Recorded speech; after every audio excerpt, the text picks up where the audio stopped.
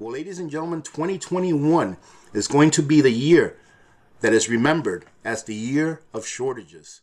Hello, YouTubers, Alaska Prepper here. Ladies and gentlemen, the theme of the day is shortages and inflation.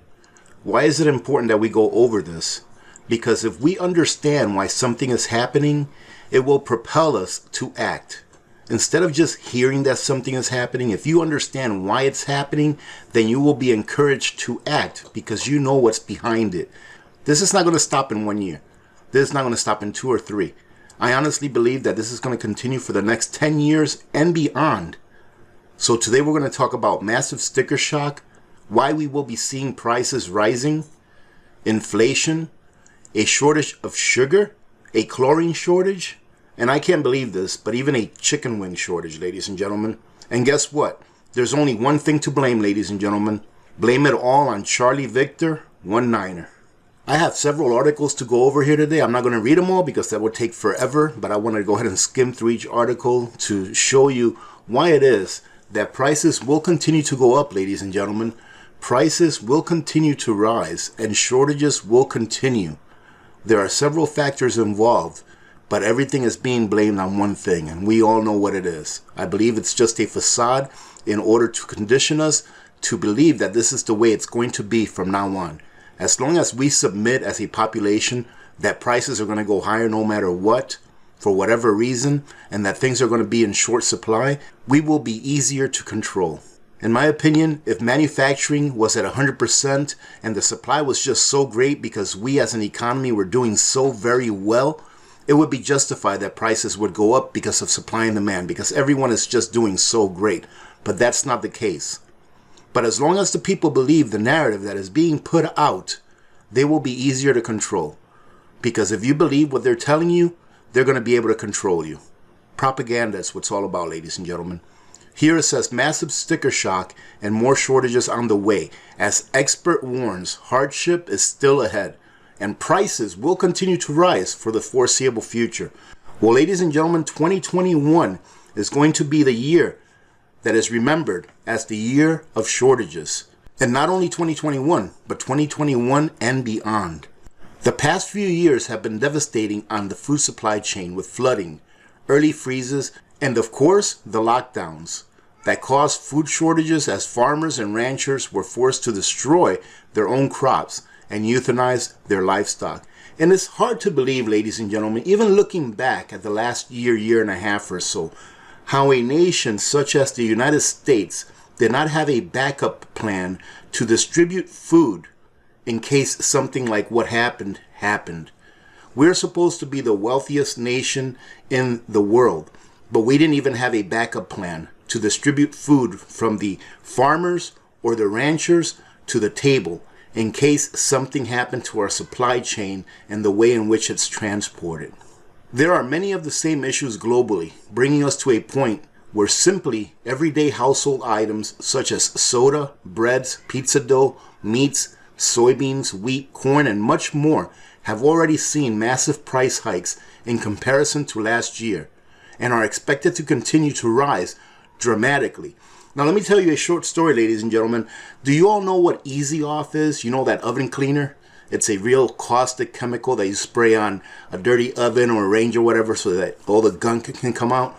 Well, my oven needs cleaning. And a couple of days ago, I went to town to see if I can find some. I went to Costco, they had none. I went to Walmart, they had none. I went to Fred Meyer's, they had none. No one had any of it. Finally, yesterday, I went on base to the commissary, which I don't visit very often anymore now that I don't work on base. But I went to the commissary and I couldn't believe it. They had some. They had 6 cans of that Easy Off. So of course, I bought 4 of them. Just in case someone else found themselves in the same predicament as I left a couple behind. But I know that these 4 cans that I bought will easily be able to clean my oven and my range really well 4 good times. And I only do that maybe like twice a year or so. However, my point is that something that I was able to find very easily a year and a half ago, I could go anywhere and find this. They didn't have any. And of course, I did take a look at Amazon, but being that I'm in Alaska, they do not ship up here. But the good news is that I found some, But the point is that I could barely find any, and I felt like a lucky person when I actually walked into a store that had Easy Off. It says here that consumables are only part of the problem though, yet the most important part, because without food and water, of course, we cannot survive. And this continues to say is that what many are unaware of is that the shortages are not just for consumables, as we see recent individual reports on a number of shortages that might surprise some of those reading this, including lumber, which we'll talk about here towards the end of this video, lab equipment, appliances, steel, semiconductors, and containers, just to name some of the shortages that are rarely spoken about in conjunction with each other. And that the trickling effects of those shortages are causing other shortages. So you see, ladies and gentlemen, this just-in-time system that we have, not for just a few things, but for almost everything, if one thing in the chain breaks, the entire chain breaks. And I wanted to finish this off by reading this note. If your grocery stores has these items in bulk, get them now. Don't wait for prices to rise even higher. And they're talking about anything that has to do with chicken, anything that has to do with corn, with bread and or pizza dough. If you're a soda drinker, stock up on soda now. Any types of meats, really. Vegetable oil, wheat. And then the bottom line, they say, is that there were shortages from bad weather events even before this crisis started, which became exponentially worse after the lockdowns began. Over a year later, and we see not only a lack of options to select from in the grocery stores, but the prices have risen to the point where people living paycheck to paycheck are having hard times feeding their families. Ladies and gentlemen, I remember saying a while back, I don't know, maybe a year or so ago, and I've said it a few times, that there will come a time when things will still be available, but that you won't have too much to pick from. And that those things that you do have to pick from will become a lot more expensive. That's what they just said right here. So we need to continue to prepare. Even though things are more expensive today than they were a year and a half ago, in my opinion, it's going to be a lot more expensive next year and for the years to follow than what it is today.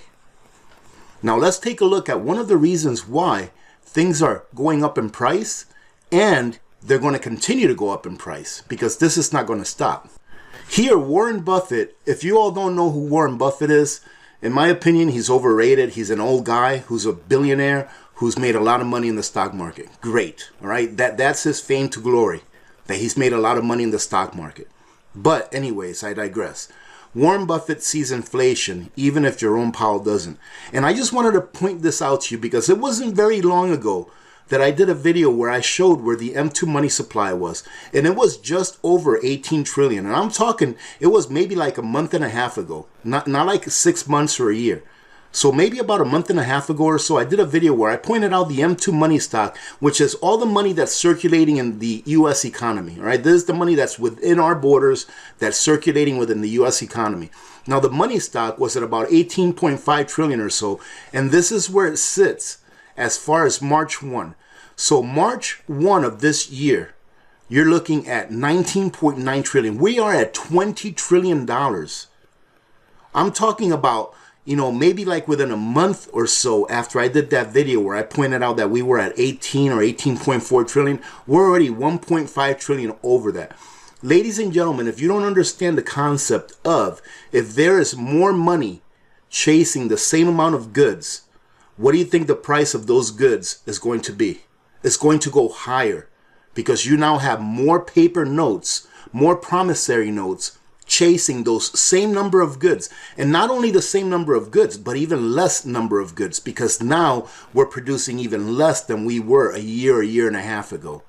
All of these trillions of dollars that are being pumped into the economy, either being given to corporations or being given to people directly, is increasing the money supply within the economy. And that is what's causing what people think inflation is.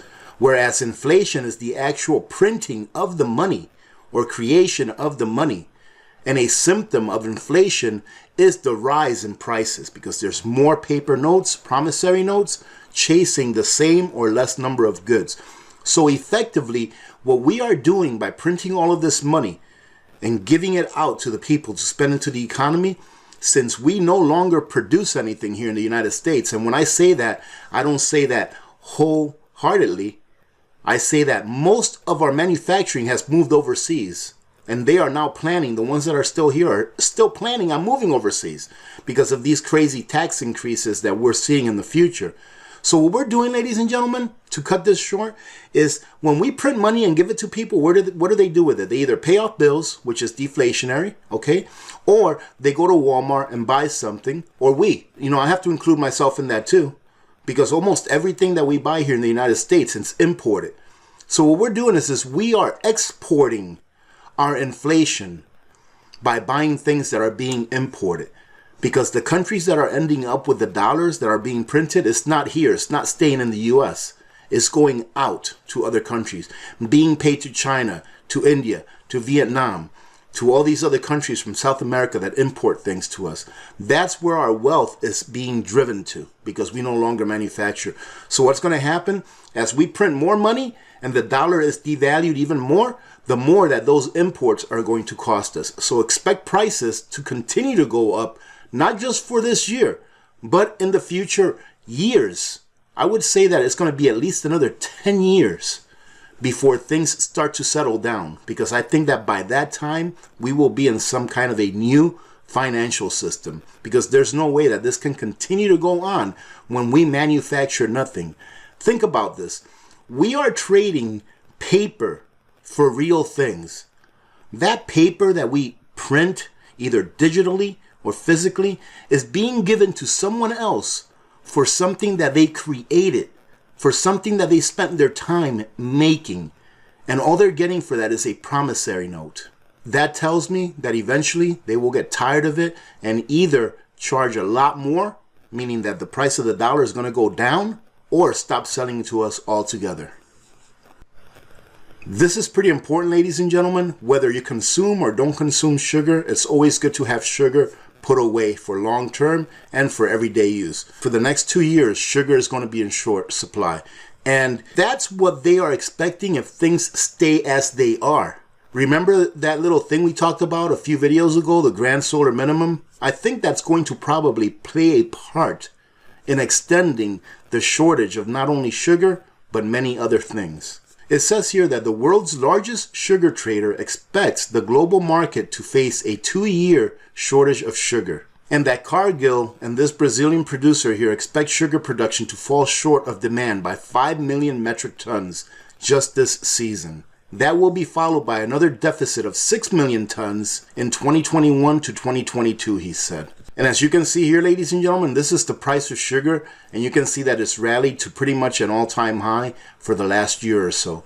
And it's going to continue to go higher, ladies and gentlemen. There are too many forces at play. Not only are there geopolitical forces, not only are there weather forces, but there's also financial forces, meaning that inflation and the money supply is also going to have an effect on sugar, along with all those other things that will have an effect not only on sugar, but on everything that we import, ladies and gentlemen.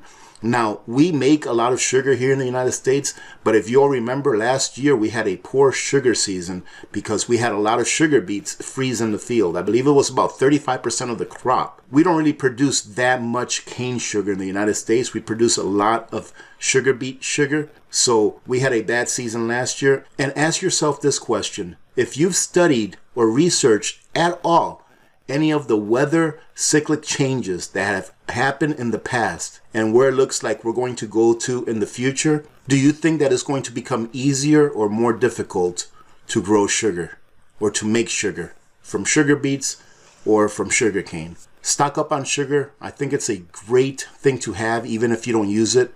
Outstanding barter item. A major chlorine shortage is set to spoil summertime fun in the swimming pools. Alright, so what's such a big deal that there's a major chlorine shortage just because people aren't going to be able to have fun in the swimming pool? What I'm thinking about is this, ladies and gentlemen.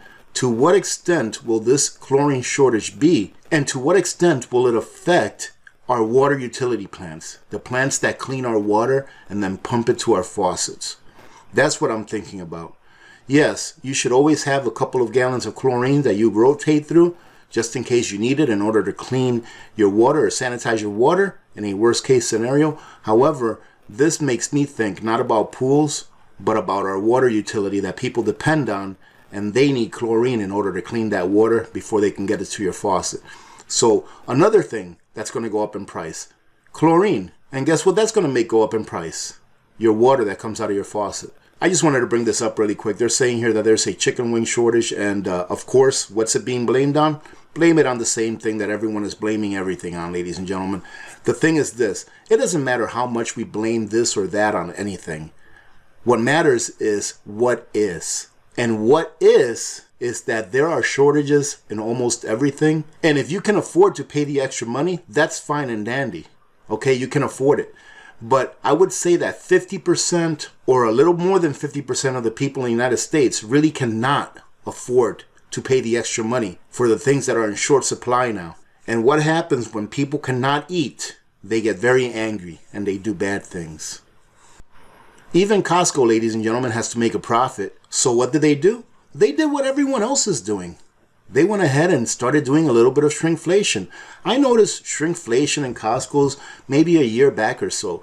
Do you remember the baby wipes that used to come in a box for $19.99 and it had 10 packs of 100? So you used to get 1,000 baby wipes for $19.99.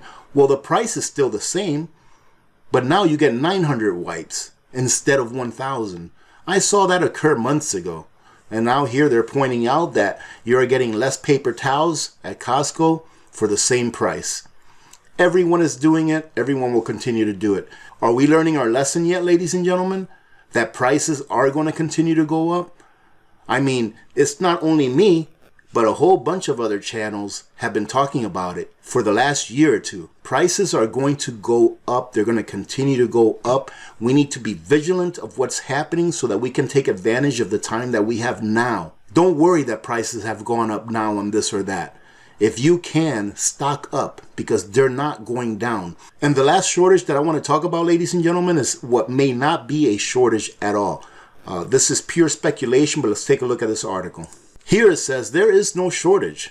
Trainloads of lumber stacked as far as the eye can see. And they're talking about lumber, ladies and gentlemen. And to some people, this may be just outrageous. You know, like some people might get really angry at this. And I should be one of them because I paid a lot of money for lumber last year. Even though it's a lot more today than it was when I paid for it last year, is it really true that they are hoarding lumber at the border between Canada and the U.S. in order to keep the prices up? Let's go ahead and go through this article just a little bit to see what they say about it.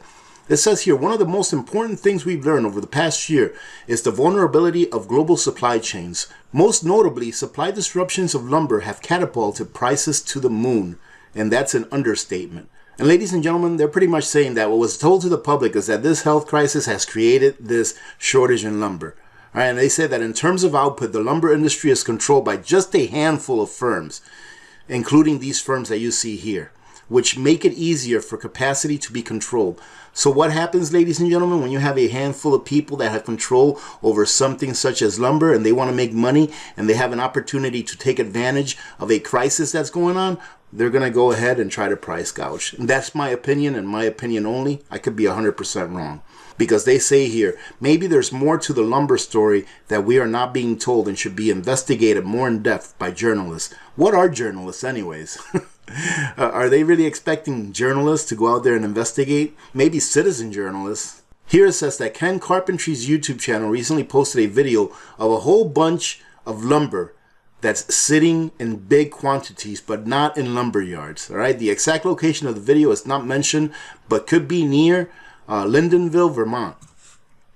And the narrator of the video explains that a train depot has transformed into a makeshift lumber yard. He said trainloads of lumber coming out of Canada are offloaded here and then transported by tractor trailer to lumber yards across the country. So it may be true, ladies and gentlemen. It may be that all of this lumber is there. However, remember that I did a video not too long ago here where I was explaining that truck drivers were in very short supply. So it may be that companies just don't have enough truck drivers to transport this lumber around. He said that he was absolutely astonished by how much lumber there is and was wondering why there was such a problem at lumber yards.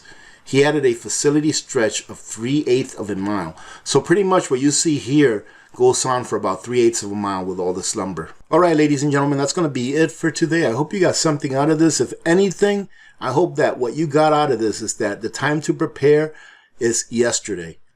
Having said that, remember to be good to each other. When good people do good things happen. Remember to reach one, teach one, and repeat. If we all did this, the world would be a better place, and you know that it will be a better place. Many blessings to all of you and your families. This is Alaska Prepper. I am out.